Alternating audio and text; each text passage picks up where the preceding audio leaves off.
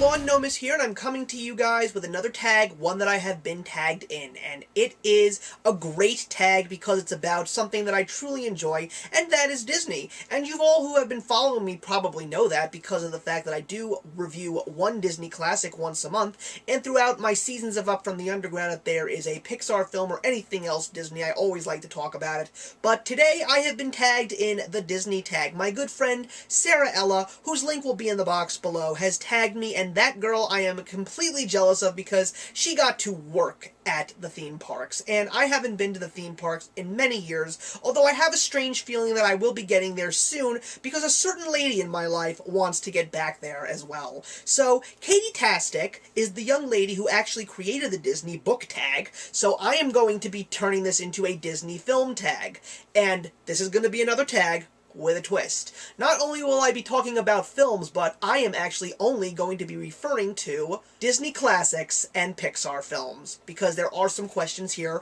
that are related to Pixar. So I am going to be doing a little mixing and matching, trying to see how characteristics and themes in certain Disney classics might in fact be overlapping. So here we go, guys. 10 questions, and here comes the Disney film tag. The first question is The Little Mermaid, a classic character who is out of their element, or also known as a fish out of water. I'm going to actually give that to Lewis from the Disney classic, Meet the Robinsons. Here's a boy who grew up in foster care, wants to be adopted, and he just never seems to figure out how to make it work, and then all of a sudden a mysterious boy brings him to a crazy incredible future, and he actually kind of feels that he belongs there. But there are a few things that he doesn't know, and a few secrets do unfold throughout the film, and that is where Lewis is just trying to figure out where he truly does belong.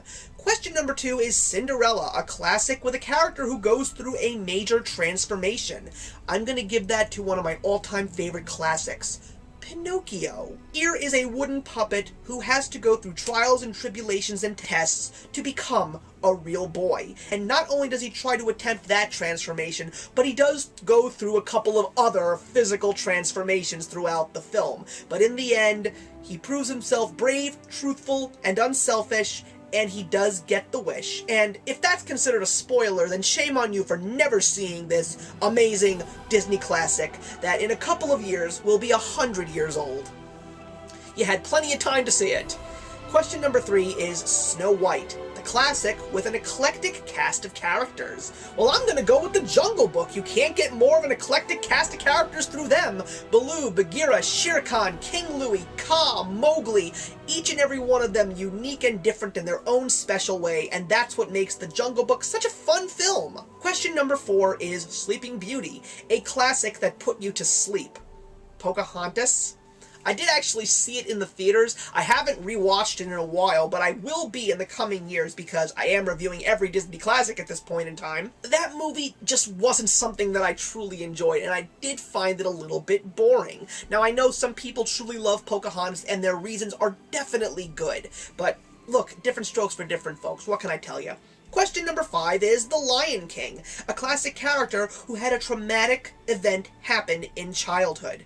Well, even though it is not really talked about much in the film, believe it or not, Cinderella had a very tragic childhood. She lost both of her parents, and she was put into the care of Lady Tremaine and her 2 daughters, and they mentioned that Lady Tremaine was cold and cruel to Cinderella and truly abused her. They don't really show it in the film, but they do mention it at the very beginning. So if you want to talk about something that tragically happened to someone in their childhood, Cinderella really does take the cake alongside Simba in The Lion King. Question number 6 is Beauty and the Beast, a classic that you were intimidated by, a beast of a film, but it turned out to be beautiful. That will be one of my all-time favorite classics. Fantasia. It is something truly different, but it's something truly special. It is something that Disney has never really created again since the follow-up sequel, Fantasia 2000, but it is truly a beast of a film. It's just something completely different and out of the ordinary in the world of Disney storytelling and in the world of animation. It's probably something that children may not understand at first, but if you are a little bit older, you truly will appreciate what Disney was trying to accomplish with this very original classic film, and it still holds up to this very day.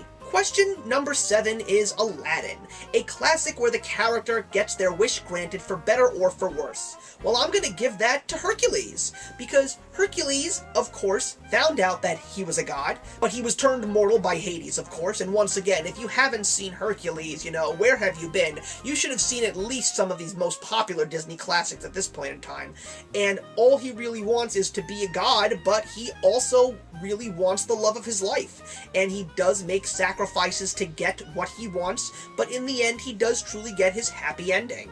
And question number 8 is Mulan, a character who pretends to be someone that they are really not.